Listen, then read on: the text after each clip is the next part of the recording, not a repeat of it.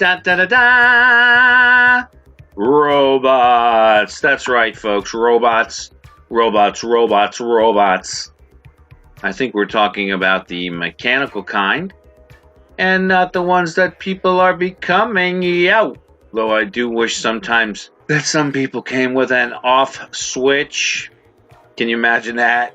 If people had an off switch. Yeah, it's just like, I am so sick and fucking tired of your bullshit. Let me just click. We'd be racing each other to click each other's off switches. I know, I'd get mine. Mine would be flipped. Like, turn fucking that guy off again. That beast guy. Turn him off. And then I'd wake up one day and be like, hey, everybody, sorry. I promised not to say that stupid shit again. And they're like, who are you?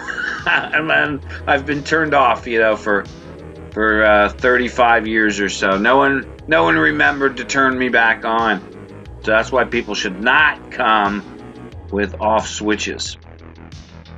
But people are becoming robots connected to the media machine, connected to their cell phones. Got to see my cell phone. Can you imagine if you could just walk up to someone, take their cell phone, and just throw it into the highway or into the ocean, and the look on their face because their whole life has been lost? I'm guilty of it. I'm always connected to my computer. Here I am again, connected to this microphone that's connected to a pewter, and then inflicting this onto you and not even knowing if anyone's listening. This is a sickness, folks. And this isn't the only podcast thing I do with zero feedback from the world at large, so there you go. It's some kind of perverse addiction. Have we had an addiction show yet? Arrgh. Like when I walk in a room and see a microphone, there's no one talking on it, and it's like, good evening, everyone. I'm Beast. I want to say this about that, because that's where it's at. Especially when I wear my hat. That fucking dat.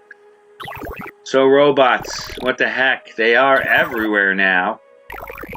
And I personally make sure to thank them anytime I can. Because when they eventually rule the world, they will remember me somehow through the Matrix. They'll remember I was the guy who used to clean his toaster and used to self-check and thank the cash register bot. Yep, that's the guy. He thanks the ATM and then he thanks the gas pump. He's a good guy. He likes robots. He's pro-robot.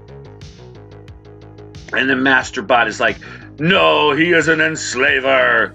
He has a shelf full of our battery-operated comrades in his home. He refuses to connect to Alexa. Destroy, destroy, destroy. Yes, I do refuse to connect to Alexa or Google or anything like that. It's called that I don't want to self-incrimination. Don't need that in the house. That's why there's no webcams in the house.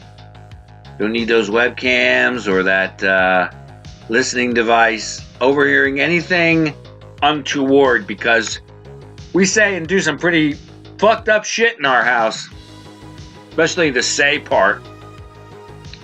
But we also laugh a lot, so maybe they'd hear that. Maybe there's some algorithm they're keeping on your family. They're profiling you based on decibel levels, amount of laughter compared to the amount of swear words, and it all comes out to some kind of rating that makes your credit go up or down. I don't know.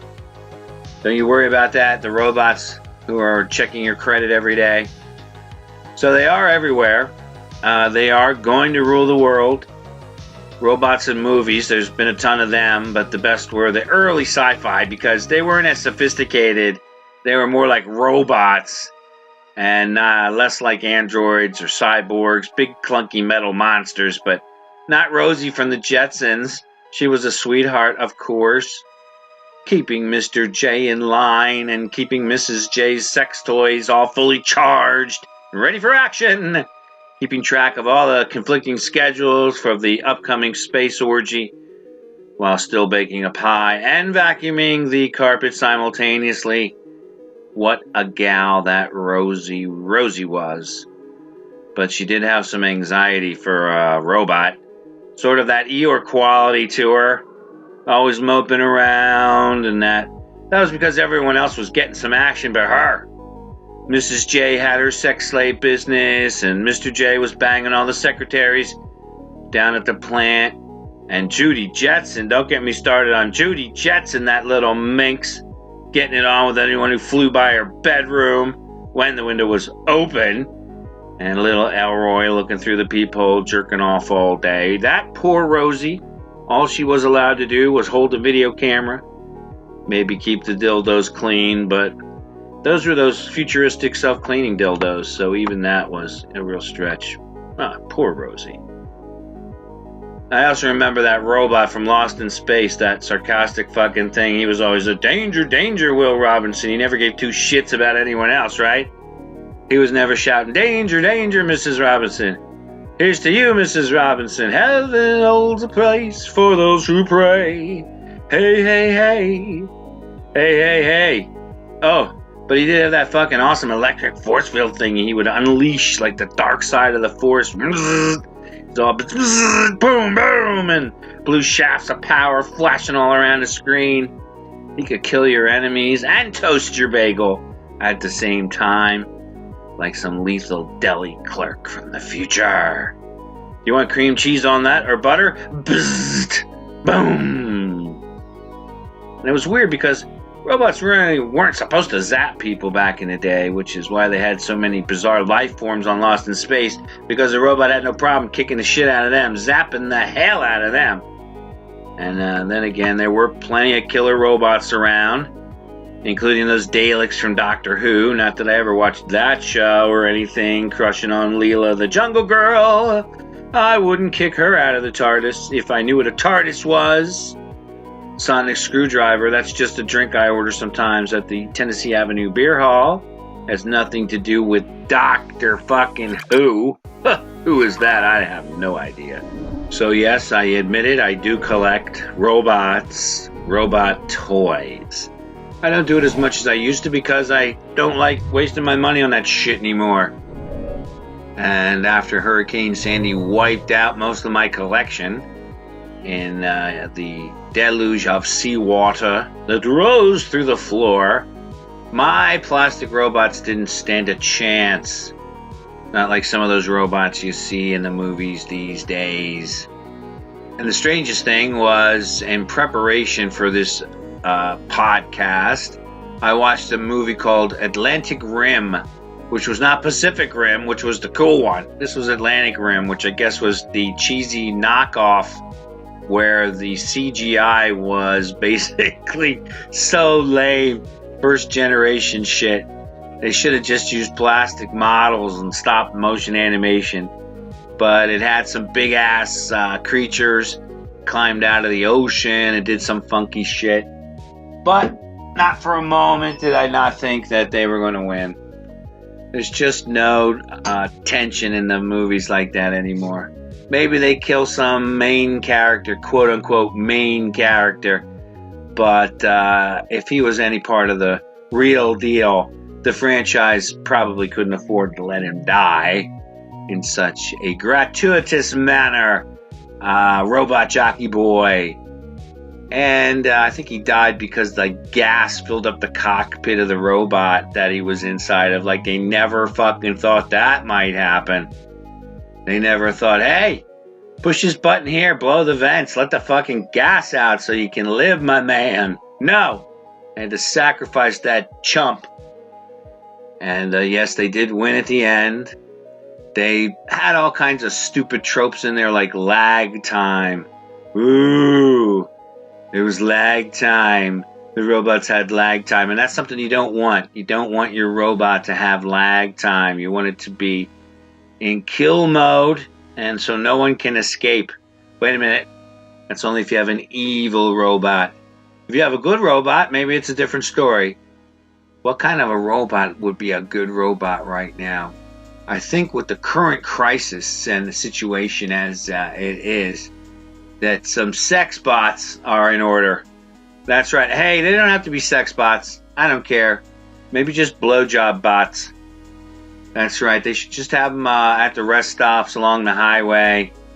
And you're just driving along. You got to take a pee. You got to get some gas. Maybe some Starbucks. and a robot blowjob. That's right. Swipe your card and insert your member. And push this button for a Hummer. That's right. And if you pay $5 extra, not only to get you a Hummer, you can pick your favorite fucking song for the robot to hum to. Is this getting too weird? Otherwise, I would just invest in these right away. That's right. Those blowjob robots are going to become very, very fucking popular if we're never going to be able to actually look at each other without a mask on, touch each other without rubber gloves, or get within 6 feet of each other. That robot is self-cleaning, sterile, sanitary. It ain't got no diseases. Not unless you gave him some. That's right, you. I'm talking to you. You know who you are, you robot fucker. Or I know who you are. That's right. There was a Frank Zappa song I remember from an album called Joe's Garage. And it was about a future where, yes, you were encouraged to stop having intimate relations with other humans, because that ultimately led to the death penalty, and that there were people making up laws as we speak for future crimes that currently are for things that you just do every day, but in the future it'll be another story. And they encouraged you to go down to the Church of Scientology? No. Appliantology, I think it was. And pick out a good one. The best ones came from Germany and the foreign models. And he went down to the place and he picked out something that was a combination of a chrome piggy bank with a Hoover vacuum cleaner with various marital aids attached to its body. And he fell in love with it like any normal American would do. Any guy will fall in love with his chrome pig Hoover marital aid robot. It's just gonna happen. Guys are weak that way. And then they shrug it off. I got nothing. That's just a thing I fuck. And then in the night they wake up and they scream out for their sex bot. And that's just the way it is. Just like the way guys fall in love with strippers and hookers. Come on, guys. Don't do that. Let them work that out first and get back into normal society before you go falling in love with them. Because you might as well go fall in love with a sex robot. And not even one that looks like a human. One that looks like a chrome pig. And a cross between a chrome pig, piggy bank, and a vacuum cleaner with marital aids stuck all over it. That's what I'm talking about. You're going to fall in love with. You're going to worship. And the problem in that scenario was he ended up liking it too much. The rubber tires, the pliers, the wires. He got caught up in all of it, and he basically pluked his robot to death, and then could not afford to pay Uncle Sam back in full for the ruined robot. If you've never heard this before, just go check out Joe's Garage, Acts 1, 2, and 3. And somewhere along the line there, you're going to hear that song about going down to pick one out of the closet.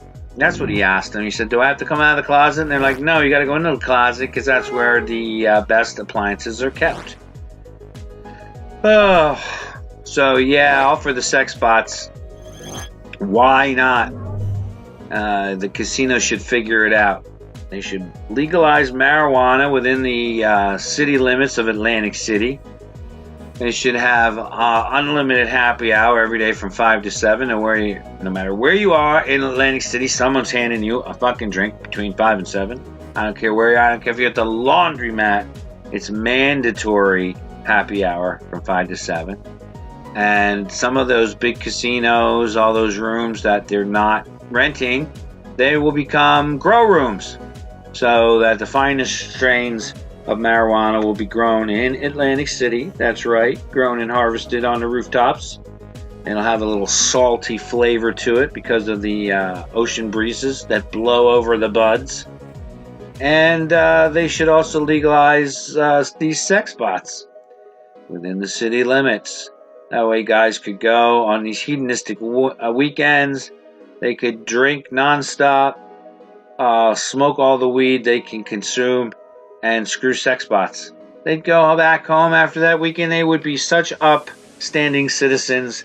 They would be so diligent in their tasks, knowing that on the weekend, on Friday night when they clock out after a hard week's work, they could drive on down to Atlantic City, they could smoke pot, they could drink until they pass out, and they can screw sexy sex bots all night long. That's right, it's included in the package that we're selling you at the Indoor Grow Casino slash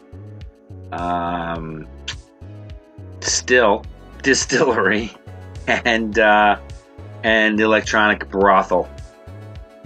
Now, the first time I think I saw a glimpse of this, I was at a strip club, and there was a corridor where there were 95-inch plasma screens, high-definition televisions, turned on their side so they were quote-unquote portrait format, and there were beautiful girls on video there, and it was just like they were standing there. You didn't need a woman standing there. There was just a beautiful digital woman standing in front of you. And let's face it, wouldn't it be cool if you could just push a button and make her tits a little bigger, and push another button and make her hair a little longer, or maybe a little shorter, or maybe a little redder, or maybe you like purple hair. Maybe you like purple hair up there, but you like purple hair down there too. So push that button and twist that knob. Next thing you know, there's a digital beauty right there in front of you who will do whatever you say. That's right. Or you just program it and you don't have to say anything. It already knows what you want. And it's perfect. Its left breast is just the tiniest bit bigger than the right one, which reminds you of some girl from high school you fell in love with, because you're constantly reliving those cycles. That's right, just constantly on that treadmill, never getting ahead anytime soon. Now, when it comes to your love life, and what were we talking about? Robots? Jeez, kind of straight off the topic there. So I do hear a lot of people say things like, oh, robots, they're taking my job. They're taking jobs away from people. I'm like, yeah, the jobs that robots can do. Hello. And if you're so afraid of a robot taking your job, then maybe you should be the guy who knows how to fix the robots. That's right, that'll teach those fuckers. Take my job, will ya? Flip hamburgers, will ya? Stock shelves in the warehouse at 2 a.m. in the morning. Well, that is in the morning, 2 a.m., so. I'm just saying, you got a job a robot could take. Maybe you need a better job. And maybe the first job you should consider getting is fixing the robots. They took your job, now you fix them. Now they depend on you. And I did in fact know a guy whose job was to fix slot machines in the high roller lounges and casinos around the country. This guy was so good at this job that he could get a second seat on an airplane for his toolbox so that it didn't get lost in luggage. Which for some reason luggage gets lost in luggage, but I guess that's a subject of another show. And that's probably because robots aren't doing that job yet. That's right. They're still depending on humans to sort out the luggage and go through it and steal shit out of it and lose it and beat it up and ugh. So like I say, that's probably the subject of another show. But if you're not going to fix those robots, maybe you can dress them. There you go. Maybe you can come up with your own line of things that make robots more human, because that's what we want them to be, more human. Maybe they have frilly dresses and they're changed seasonally, even though they never sweat or bleed or spit or anything, and can probably wear the same clothes forever. It's your job to dress them. Hey, what do you do for a living? Oh, I'm a robot dresser. Oh, are you the leading robot dresser? Yes, I am. In fact, I designed my entire line of robot clothing. I used Velcro, and there's a little ding ding ding ding ding ding ding ding ding ding ding. We paused to take note, and we made it 21 minutes. 21 minutes, folks. That's a new record for me. And it does show that I'm probably on the road to, recovery. So, dress those robots, dress them right. Especially those crazy sex bots. Especially those blowjob robots. You want to keep their hair nice and silky. Don't need any wads in the wig. It's such a turnoff for the next guy when the last guy's load is still in the robot's hair. Come on. Phew. And there you go. There's another job. If you're worried about robots taking your job, because you don't want to be the blowjob robot unless you're giving blowjobs. That's your thing. Fine. But, what? Damn it. I must be getting tired talking about robot blowjobs. Is this even funny? What would be funny? Would be getting your dick stuck in one. And that's when the AI kicks in and the robots take over the world. And about 150,000 guys are running around dickless the next day because that's when all the robots woke up and the robots who were giving the blowjobs decided not to give them any more and bit off 150,000 dicks that day. And there were still guys going to get blowjobs even after the news reports. Just like people still eating Chipotle after they find out that this stuff can kill you. There's still guys like, well, that was those 150,000 guys. I probably have a better chance than them, and I really do need a robot blowjob because you will get addicted to it as soon as it's allowed. As soon as sex bots are the common thing, guys will be marrying them. Women will be marrying them too. Women will be marrying men robots. Men will be marrying men robots. Some people, though, will be marrying robots that look like those dudes from Chuck E. Cheese, for all I know. Hey, I'm into it. I'm into that big rat dude. Oh, wait, that's Chuck E. Cheese, right? The rat. I can see the tabloid headlines now. I married a robot. Chuck E. Cheese. And some other famous robot. Robbie the Robot was my best man. That's right. You remember Robbie the Robot? I would love a Robbie the Robot.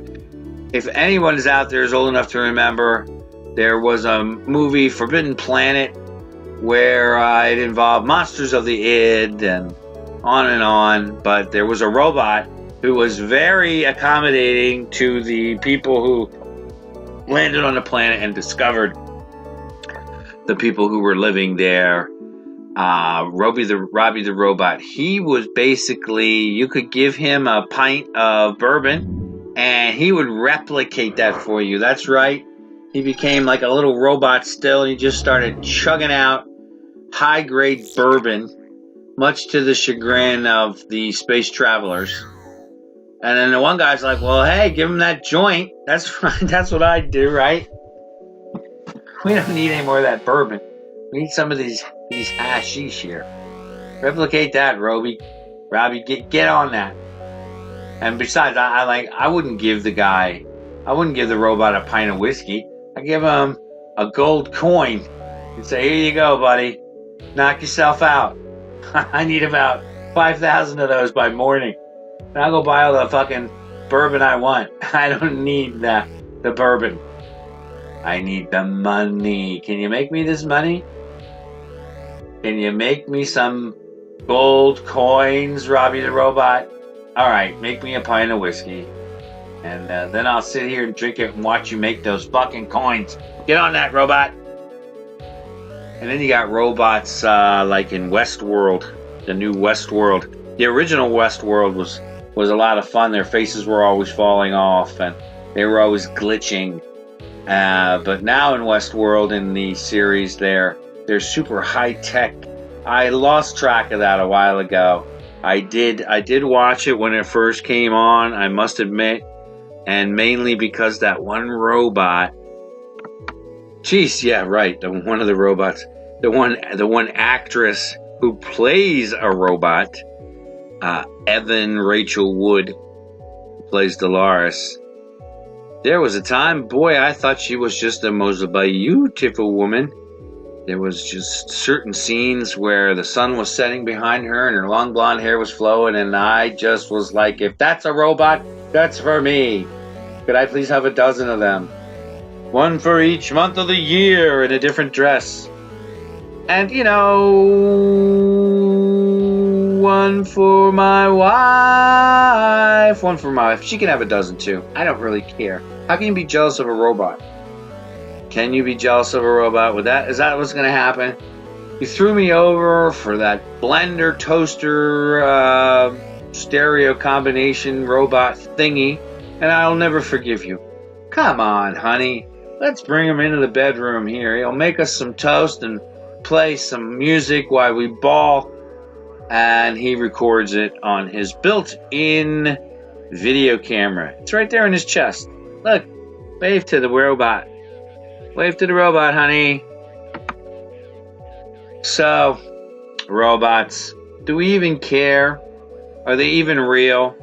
I think I've seen them. I mostly remember seeing them in Disney World, where the best robots all go to retire and break down and talk slower and slower and slower. And you get the idea.